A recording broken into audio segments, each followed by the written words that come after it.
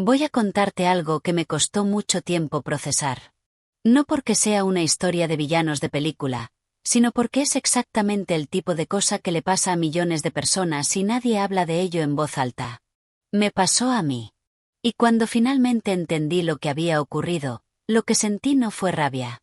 Fue algo más frío, más claro y mucho más poderoso. Pero antes de llegar ahí, necesito que entiendas dónde estaba yo. Era un martes por la mañana. De esos martes que empiezan normales, con café en la mano, la laptop abierta, 3 reuniones en el calendario y la misma lista de tareas pendientes que arrastras desde el lunes. No había nada que me indicara que ese día iba a ser diferente. Y eso, de alguna forma, es lo que más me dolió después, que fue un martes completamente ordinario el que lo cambió todo. Mi jefe directo, el director de producto, me pidió que pasara por su oficina a las 10 de la mañana. No era raro. Teníamos reuniones frecuentes. Yo llevaba 6 años en esa empresa, 6 años construyendo la plataforma principal desde adentro, y mi relación con él era fluida. O eso creía yo. Me senté frente a su escritorio. Él tenía esa expresión que tienen las personas cuando ya tomaron una decisión y ahora tienen que explicarla. No la cara de alguien que va a darte una mala noticia. La cara de alguien que ya digirió la mala noticia y ahora solo está cumpliendo con el trámite de comunicártela. Me dijo que habían tomado una decisión respecto al puesto de Product Manager. El puesto que yo llevaba esperando, y más que esperando, preparando, durante 2 años. Hubo una pausa. Yo no dije nada. Creo que ya sabía lo que venía, pero una parte de mí necesitaba escucharlo para creerlo. Me dijo que el puesto se lo habían asignado a Rodrigo. Rodrigo llevaba 8 meses en la empresa.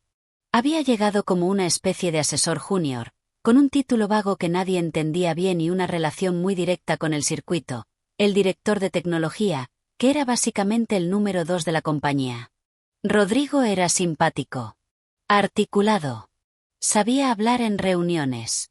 Sabía usar las palabras correctas, escalabilidad, impacto, visión de producto. Las decía con seguridad. Con convicción. Y aparentemente eso fue suficiente. Le pregunté a mi jefe por qué. No con rabia. Con una calma que me sorprendió a mí misma. Él me dio una respuesta que llevaba preparada, lo notaba en cada pausa, que Rodrigo tenía una visión estratégica muy alineada con la dirección que quería tomar la empresa, que mi perfil era muy valioso en el área técnica, que esto no cerraba ninguna puerta para mí, que había otras oportunidades en el horizonte. Me quedé mirándolo un momento. No dije nada más. Asentí, me levanté, y salí de la oficina. Volví a mi escritorio. Me puse los audífonos. Fingí estar trabajando durante 40 minutos mientras por dentro procesaba lo que acababa de pasar. No lloré. No mandé mensajes furiosos. No fui a hablar con recursos humanos.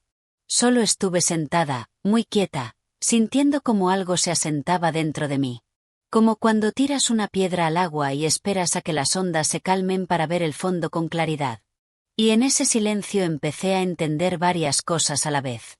Oye, si ya llevas aquí unos minutos y esto te está resonando, dale like a este vídeo.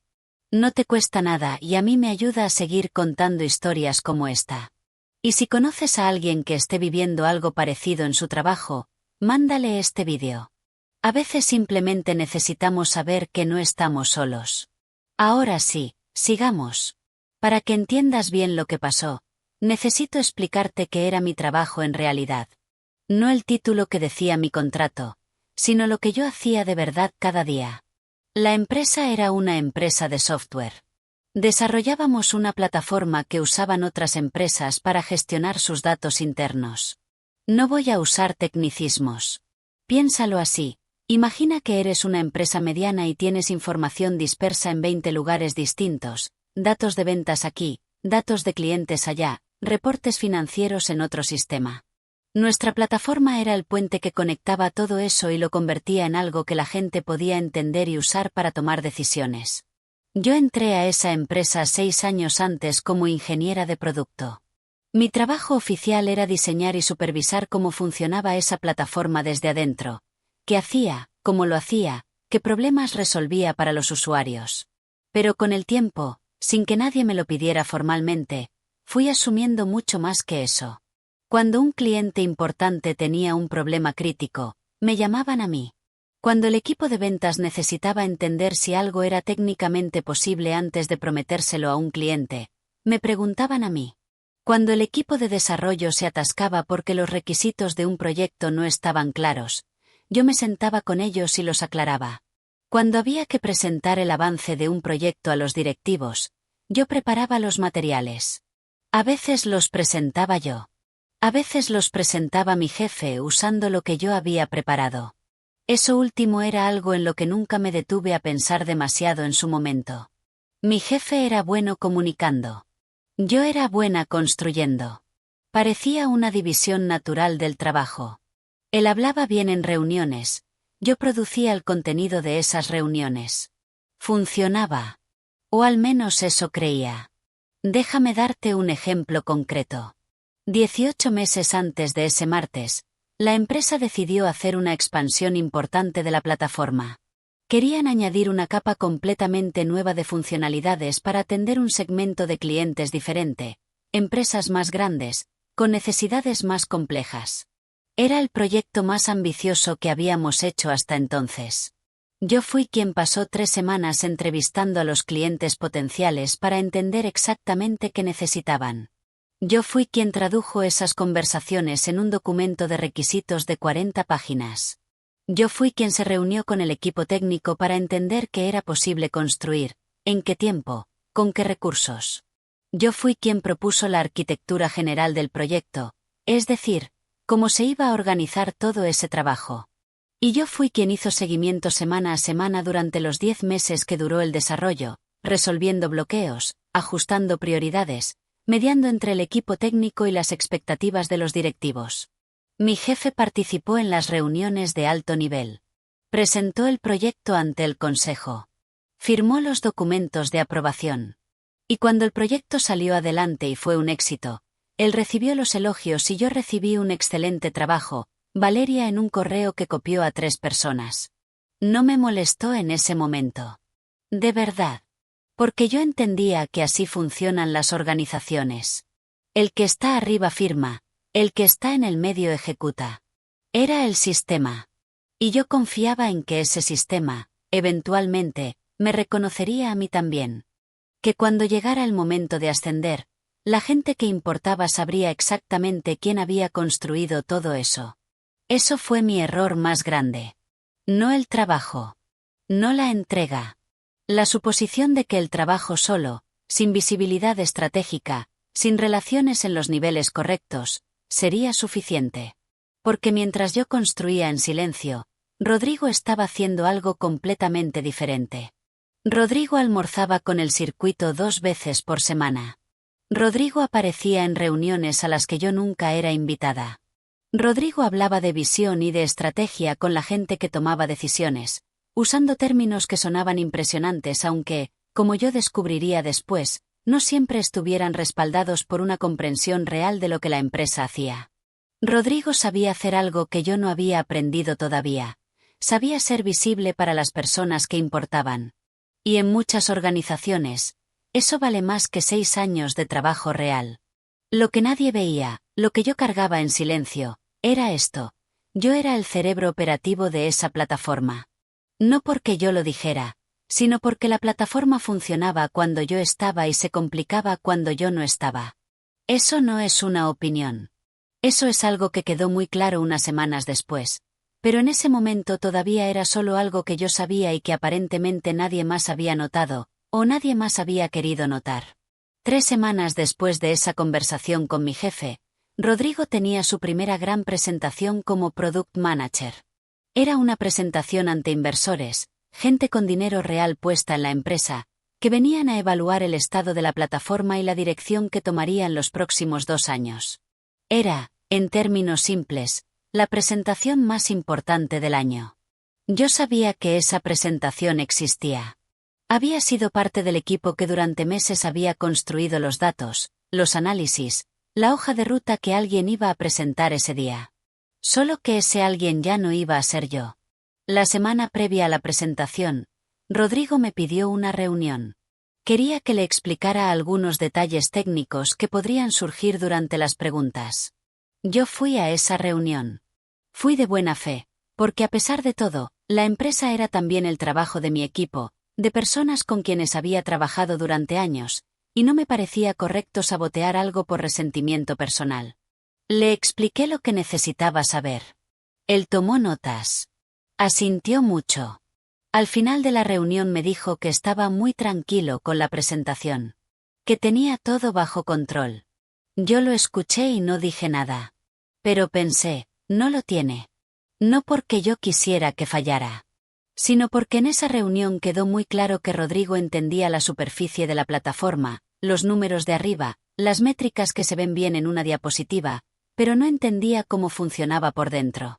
No sabía por qué ciertas decisiones se habían tomado de cierta manera. No sabía qué problemas habían surgido durante el desarrollo y cómo se habían resuelto. No sabía qué limitaciones técnicas existían y cuáles eran negociables. Cosas que cualquier inversor sofisticado, alguien que ha puesto dinero en empresas de software antes, puede preguntar en cuestión de minutos. Pero no era mi problema. Ya no. Porque resulta que esas mismas semanas, yo había hecho algo. Algo que no le había contado a nadie en la empresa. 2 años antes, cuando empecé a prepararme en serio para ese ascenso, también empecé, casi sin pensarlo conscientemente, a prepararme para el escenario en que no me lo dieran. No por pesimismo.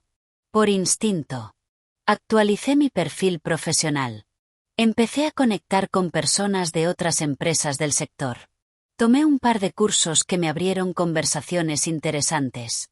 Y hace 4 meses, uno de esos contactos me había referido a una empresa diferente. Una empresa más grande, con una plataforma más ambiciosa, y un puesto de Product Manager real, con responsabilidades reales, y un salario significativamente mayor. Había tenido 3 rondas de entrevistas. Había pasado todas. Y el día de la presentación de Rodrigo ante los inversores, yo tenía agendada mi entrevista final. A las 2 de la tarde, mientras me preparaba mentalmente para esa entrevista, que era a las 4, recibí un mensaje de mi jefe. ¿Puedes hablar un momento? Lo ignoré. Tenía cosas más importantes en las que pensar. A las 2:30 recibí otro mensaje, esta vez del circuito directamente, una persona con quien yo hablaba quizás una vez al mes en reuniones grupales, que me había dirigido quizás 10 frases directas en 6 años. Valeria, necesitamos hablar contigo urgentemente. ¿Estás disponible? No respondí de inmediato. Salí a caminar 15 minutos. Respiré. Y cuando volví, llamé al circuito. Me explicó, con una calma que claramente le costaba mantener, que la presentación había tenido algunas dificultades. Que los inversores habían hecho preguntas técnicas importantes sobre la arquitectura de la plataforma, sobre las decisiones que se habían tomado en el último año de desarrollo, sobre la viabilidad de ciertos planes futuros, y que Rodrigo no había podido responderlas con la profundidad que la situación requería. Que los inversores habían quedado con algunas preguntas abiertas que esperaban resolver antes de confirmar su compromiso financiero para el próximo año. Y que necesitaban que yo los ayudara. Que si podía preparar un documento esa misma tarde, o mejor aún, unirme a una llamada con los inversores al día siguiente para complementar lo que Rodrigo había presentado. Escuché todo eso sin interrumpirlo. Y cuando terminó, le dije algo que había estado pensando desde que sonó el teléfono. Le dije, entiendo la situación. Lamentablemente esta tarde tengo un compromiso previo que no puedo mover. Mañana podría revisarlo, pero necesitaría saber exactamente qué espera la empresa de mí en este nuevo contexto, porque claramente mi rol ha cambiado y necesito entenderlo bien antes de comprometerme con algo. Hubo un silencio. Luego me preguntó cuándo podría hablar con más detalle. Le dije que a primera hora del día siguiente. Colgué. Me senté. Y fui a mi entrevista final.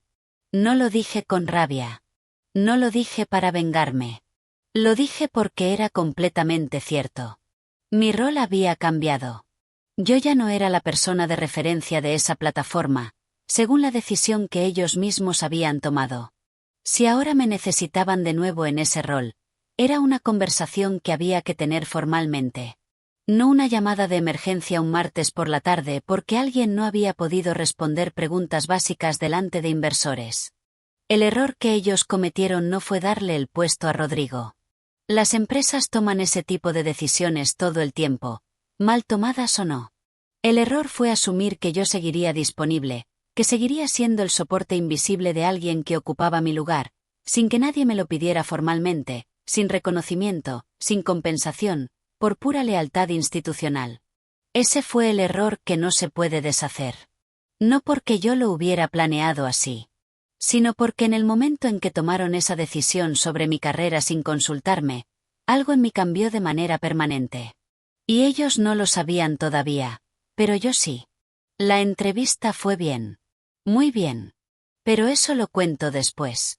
Primero necesito contarte lo que pasó en los días siguientes en la empresa, porque fue una de esas situaciones en que la realidad llega de golpe y sin anestesia. Al día siguiente, a primera hora, tuve esa reunión con el circuito y mi jefe. Me propusieron, con mucha diplomacia, que asumiera un rol de asesora senior para Rodrigo. Que le ayudara a ponerse al día con los aspectos más técnicos de la plataforma. Que siguiera siendo una pieza clave del equipo, pero desde un ángulo diferente. El salario sería el mismo. El título sería diferente. Y la jerarquía quedaba igual. Rodrigo seguía siendo Product Manager y yo seguía siendo ingeniera de producto, ahora con la responsabilidad adicional no oficial de compensar sus vacíos de conocimiento. Les pregunté directamente si ese nuevo rol conllevaba un cambio en mi compensación, dado que las responsabilidades se expandían. Me dijeron que eso era algo que podían revisar en el siguiente ciclo de evaluaciones, que era en 6 meses. Les dije que lo pensaría. Esa misma semana, la situación con los inversores empeoró. Uno de ellos, el más importante, pidió una reunión técnica detallada antes de comprometer su siguiente tranche de inversión. Era dinero significativo, el tipo de dinero que para una empresa de ese tamaño representa la diferencia entre crecer y estancarse. Rodrigo empezó a aparecer en mi escritorio varias veces al día. Al principio con preguntas concretas. Luego con algo más parecido al pánico. Me pedía que le explicara cosas que yo había construido durante años en conversaciones de 15 minutos. Me pedía materiales que yo había desarrollado. Me preguntaba por decisiones que se habían tomado antes de que él llegara. No lo rechazaba. Respondía lo que podía responder en el tiempo que tenía. Pero yo ya sabía algo que él no, que yo estaba a punto de irme. Y que cuando me fuera, no habría nadie que pudiera ocupar ese espacio de la misma manera, al menos no de inmediato. Una tarde, mientras Rodrigo me explicaba nerviosamente que la reunión con el inversor clave era en 4 días y que necesitaba mi ayuda para prepararse, me di cuenta de algo que no había considerado antes.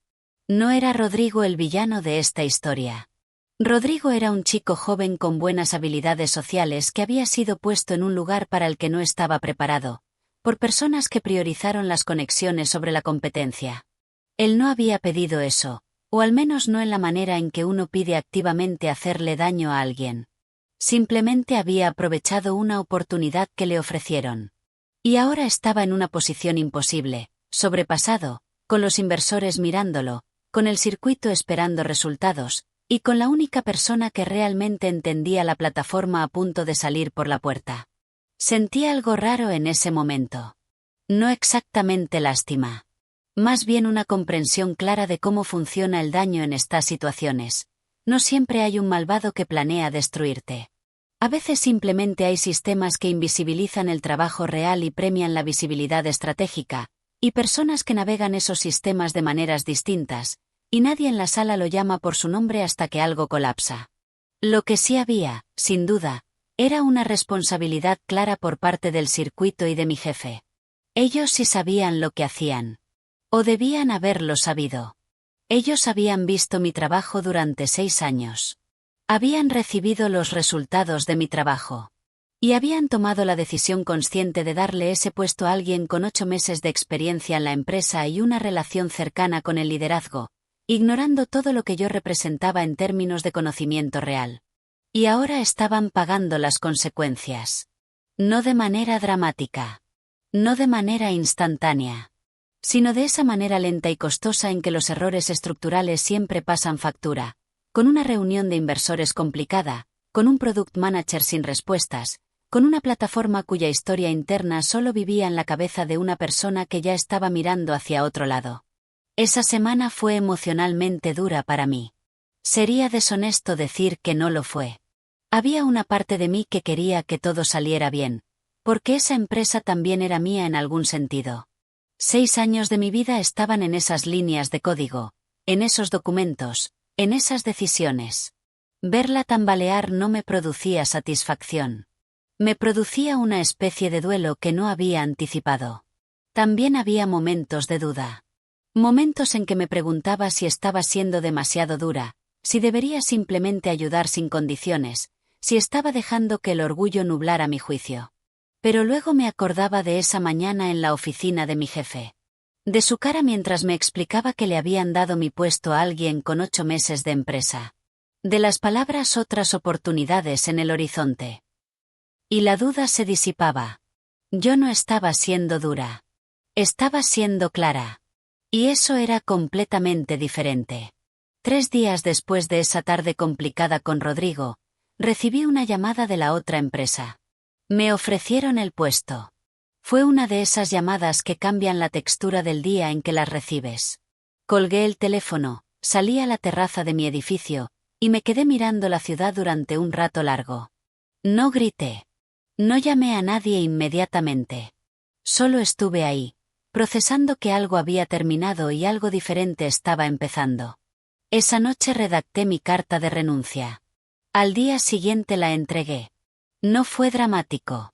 Pedí una reunión con mi jefe, le entregué la carta, le dije que agradecía la experiencia, que daba 3 semanas de aviso como estipulaba mi contrato, y que haría todo lo posible por dejar la documentación en orden.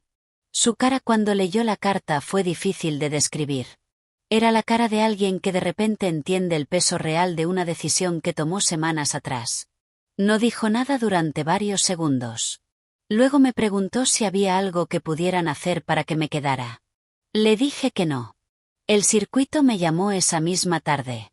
Me dijo que podían ofrecerme el puesto de Product Manager, que habían reconsiderado la estructura del equipo, que Rodrigo podría tomar un rol diferente.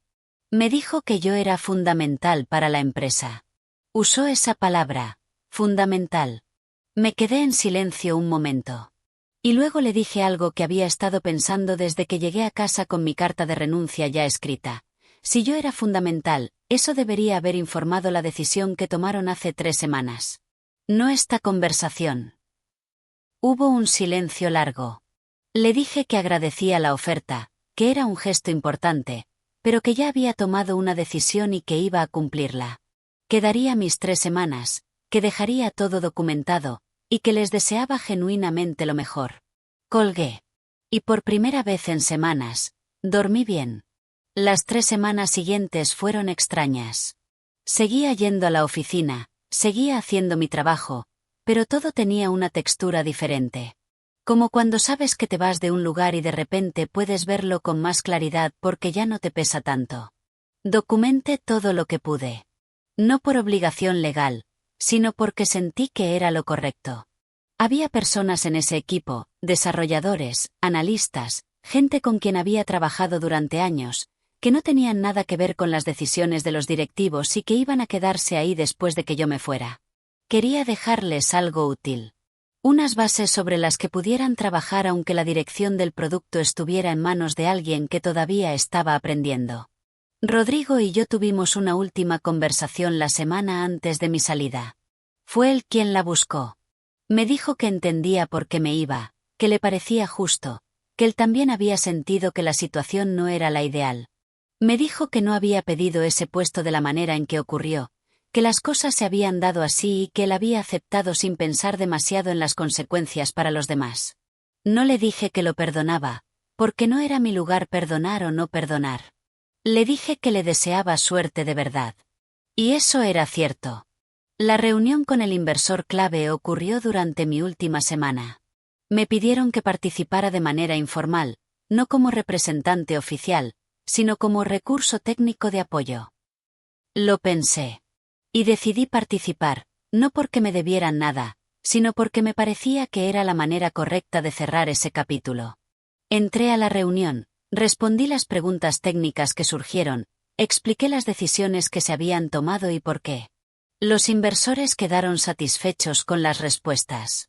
Al final de la reunión, uno de los inversores, un hombre mayor con cara de haber visto muchas empresas crecer y colapsar, me preguntó si yo era la que había liderado el desarrollo de esa plataforma. Le dije que había sido parte del equipo. Me miró un momento y dijo, «Debería ser usted quien la lleve hacia adelante». No respondí nada. Sonreí educadamente y pasé a otra cosa. Pero me quedé con esa frase. Mi último día en la empresa fue un viernes sin ceremonias. Algunos compañeros me hicieron una pequeña despedida. Hubo café y uno de esos pasteles que aparecen en todas las despedidas de oficina. Mi jefe me dio la mano y me dijo que había sido un placer trabajar conmigo. El circuito me mandó un correo esa misma tarde, fuera de horario laboral, que decía que yo había sido una pieza clave del crecimiento de la empresa y que le deseaba éxito en mis próximos pasos. Leí ese correo en el metro, camino a casa. Lo guardé. No porque lo necesitara para nada, sino porque me pareció importante tener registro de que en algún momento, alguien en ese lugar supo exactamente lo que yo valía. Solo que lo supo demasiado tarde, y demasiado en privado. La empresa nueva era diferente desde el primer día. No perfecta. Ninguna empresa lo es. Pero diferente en algo fundamental. Desde la primera semana, el trabajo que yo hacía era visible. Las decisiones que yo tomaba tenían nombre. Cuando había una presentación importante, yo era quien la daba. Cuando alguien quería entender la estrategia de producto, hablaba conmigo directamente. No porque la gente fuera más amable o más justa como personas, sino porque la estructura estaba diseñada de manera diferente. El rol de Product Manager tenía responsabilidades claras, visibilidad explícita, y una cadena de rendición de cuentas que hacía imposible que alguien hiciera el trabajo y otro recibiera el crédito de manera sistemática. Eso, aprendí, no es un lujo. Es lo mínimo que una organización le debe a las personas que trabajan para ella. En los primeros 3 meses en esa empresa, lideré la redefinición de la hoja de ruta de producto para los siguientes 18 meses. Organicé un proceso de entrevistas con clientes que cambió algunas de las prioridades que el equipo había asumido como fijas. Entregué una presentación ante el equipo directivo que terminó con un aplauso real, de esos que no son de cortesía. No lo digo para presumir. Lo digo porque durante 6 años había hecho exactamente ese tipo de trabajo, en silencio, y nunca había experimentado esa respuesta directa. Y descubrir que ese trabajo, cuando es visible, genera esa clase de reconocimiento fue una de las cosas más importantes que aprendí en todo ese proceso. ¿Y la empresa anterior? Sé algunas cosas, porque el mundo del sector es pequeño y la gente habla. La reunión con los inversores que yo apoyé en mi última semana salió bien. Pero los meses siguientes fueron complicados. Sin alguien que conociera la plataforma en profundidad, varios proyectos se retrasaron. Algunos clientes importantes escalaron quejas. Rodrigo eventualmente fue reubicado en un rol más adecuado a su experiencia real, y contrataron a alguien externo para el puesto de Product Manager, a un costo significativamente mayor del que habría supuesto simplemente darme el puesto a mí. No sé si eso les enseñó algo. Probablemente sí, en el sentido práctico en que las consecuencias financieras siempre enseñan algo. Pero no puedo saber si cambiaron la manera de tomar decisiones estructurales, si empezaron a valorar diferente el conocimiento profundo frente a la visibilidad superficial. Esas cosas cambian despacio, si es que cambian. Lo que sí cambió, definitivamente, fui yo. Mira, si hay algo que quiero que te lleves de esta historia no es que el trabajo duro siempre gana. No siempre gana. Ojalá fuera tan simple. Lo que me llevé yo es algo más matizado y más útil, que el trabajo duro es necesario pero no suficiente. Que la visibilidad estratégica, el arte de hacer que las personas correctas sepan lo que estás construyendo, no es vanidad ni política. Es parte del trabajo. Una parte que yo ignoré durante demasiado tiempo porque me parecía que debía ser innecesaria si el trabajo era lo suficientemente bueno. No era innecesaria. Nunca lo fue. También aprendí que hay una diferencia enorme entre lealtad y disponibilidad incondicional. Yo confundí las dos durante 6 años. Ser leal a una empresa o a un equipo no significa estar disponible para que te usen sin reconocimiento. Significa dar lo mejor de ti dentro de una relación que es mutuamente respetuosa. Y cuando esa relación deja de ser mutuamente respetuosa, la lealtad no te obliga a quedarte. Te autoriza a irte. Y aprendí algo sobre el silencio. Sobre ese momento en que alguien cruza una línea contigo y tú decides no discutir, no suplicar, no montar una escena. Ese silencio no es resignación. Puede ser la forma más poderosa de claridad. El silencio que dices cuando sabes lo que vale tu trabajo, cuando sabes lo que tienes en la mano, cuando sabes que la conversación que importa ya no es esta sino la que tienes programada para las 4 de la tarde con otra empresa. Ese silencio fue el momento más importante de mi historia. No la llamada del circuito. No la reunión con inversores. No la carta de renuncia. Ese martes, cuando salí de la oficina de mi jefe con los audífonos puestos, fingiendo trabajar, procesando todo en silencio. Ese fue el momento en que algo se asentó dentro de mí y todo lo demás siguió desde ahí. Han pasado más de 2 años desde entonces. Hoy lidero el área de producto de una empresa que crece bien, con un equipo al que le puedo decir claramente cuál es su contribución y por qué importa. Gano más. Duermo mejor. Y cuando pienso en ese martes de hace 2 años, no lo pienso con rabia. Lo pienso con algo que se parece bastante a la gratitud, no hacia las personas que tomaron aquella decisión, sino hacia la claridad que esa decisión me forzó a tener. A veces el mejor favor que alguien puede hacerte, sin querer, es quitarte algo que te estaba manteniendo en el lugar equivocado. Si llegaste hasta aquí, de verdad gracias. Estas historias me cuestan contarlas, pero sé que hay personas que las necesitan escuchar. Si este vídeo te habló de alguna manera, dale like, déjame un comentario contándome si viviste algo parecido, y suscríbete porque hay más historias como esta en camino. Tu apoyo es lo que hace posible que siga aquí. Hasta la próxima.